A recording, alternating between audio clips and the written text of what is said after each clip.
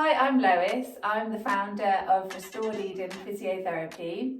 I've just been for a run and I'm going to show you how you can do a quick stretch for your hips, lower back and your hamstrings and legs after or before a run, or if you're feeling like you've got low back pain and you just want to loosen up your hips. So we're going to stretch our adductor muscles, so our groin. So just lean into it, feel that stretch going all the way down to your toes, and then you're going to keep the same leg straight and go into extension with our lower back. So our hips are facing forwards and we're just really driving with our glutes to push our hips forward and feeling that stretch down the front of our thighs and mainly our hip flexors. And then keeping the same leg straight, we're going to go into a side flexion. So there's a straight line between my shoulder and my toes. And I'm feeling that side flexion of my lower back. And then I'm going to come round and do a lumbar rotation stretch.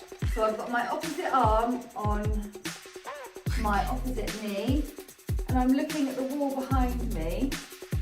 The same leg is straight and I'm really twisting around my lower back, so feeling that rotation.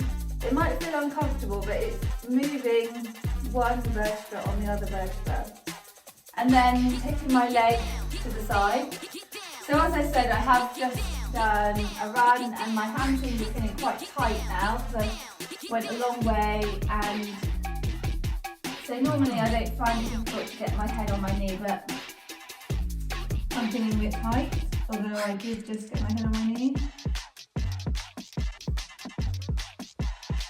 So just keeping my knee straight, and then I'm going to take my other leg, my bent leg, into internal rotation. So I'm now in a hurdle position and I'm just going to pulse, so lifting up my knee to get that synovial fluid going around my hip joint in this extended internal rotated position. This is quite an unnatural position to be in, so your hip doesn't really like it, but if you move in this position then it helps to make it feel less uncomfortable.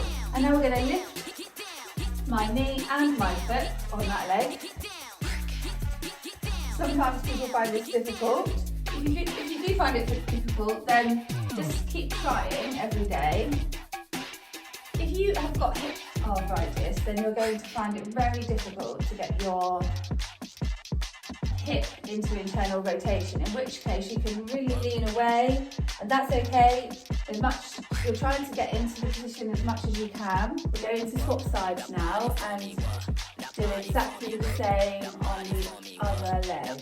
So feeling that stretch in our groin, and then depending on how far forward you bend or how far back you bend, you will stretch different fibres of your adductor muscles. It's important to feel the stretch through all of them. And then keeping our knee straight and off the floor, we're pointing our toes, and then we're stretching our hip flexors, going into back extension, retracting our shoulders, and then coming round to go into side flexion. So our lower back does 6 different movements, so rotation to the left and to the right, and then side flexion, which is what I'm doing at the moment, to the left and the right, and then flexion and extension.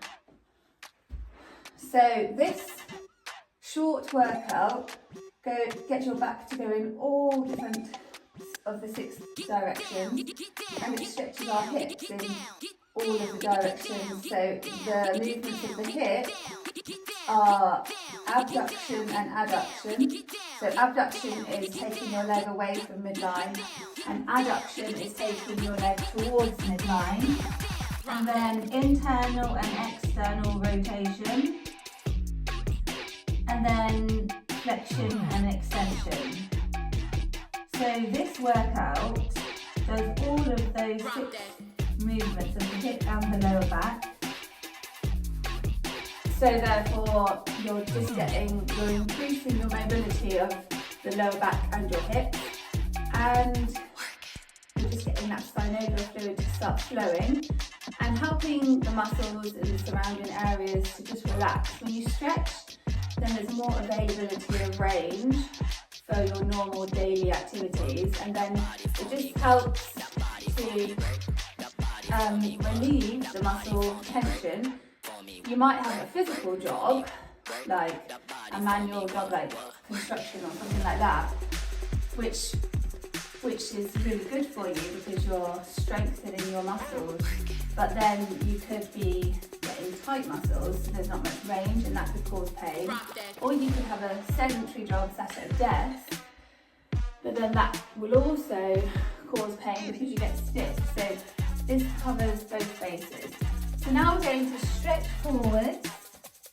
As I was saying, I'm quite stiff after my run, so I need to try and warm myself up. And then I'm going to go to one leg, and then the other leg. Now I can already feel that I'm quite tight. My hamstrings are not wanting me to go as far as I normally go, but because I do stretch on a daily basis, then I know what my baseline is, and it's good for you to know what your baseline is. So then I'm going to stretch around the area until my hamstrings give in and just stretch as far as what they normally do. Because the reason that my hamstrings are quite tight at the moment is because I went for a run yesterday quite fast, and then I went for another run again today that was quite long. And sometimes you can, when you work a muscle hard, then it tightens up. And so the way to make it relax is to have a massage or to stretch it. So I'm trying to stretch it. I already had a massage on Friday. There's only time I can get a massage in 1 week, isn't there? And then I'm going to separate my legs again. So reaching as far away from my foot as possible. And then the other leg.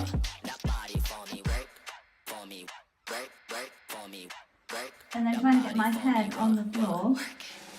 So count 10, 9, 8, 7, 6, 5, 4, 3, 2, 1.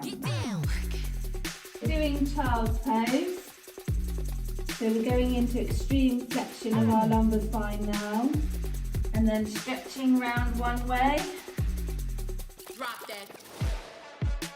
Keeping low, and then stretching around the other way. So this is flexion with side flexion. So it's good to do the 6 movements of the lumbar spine, but it's also good to do combinations of 2 movements. So now we're going to do a back extension. So I'm doing the back extension quite quickly because the faster you move, the more likely you are to get movement, as long as you're doing the full range. So I'm pushing my hips into the floor, but keeping my hips, my legs and my hips on the floor. And then when I'm in this back extended position, then I'm going to walk my hands back to one way, and then the other way. Drop dead. And then back the other way.